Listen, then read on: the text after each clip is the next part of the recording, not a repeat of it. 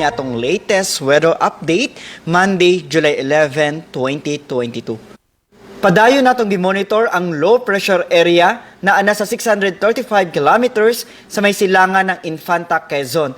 Og base sa atong latest na data o analysis, less ang chance pa kining ma-develop na bagyo or tropical cyclone within the next 48 hours. Samtang habagat or southwest monsoon ang nakaapekto sa kasat pambahin sa Southern Luzon, Visayas, kasama na ang lalawigan sa Mindanao.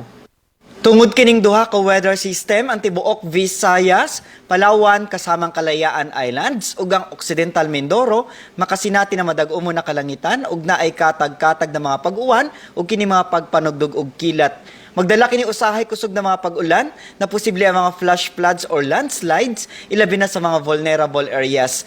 Para sa atong mga dugang detalye, bisitaha to mga official social media accounts.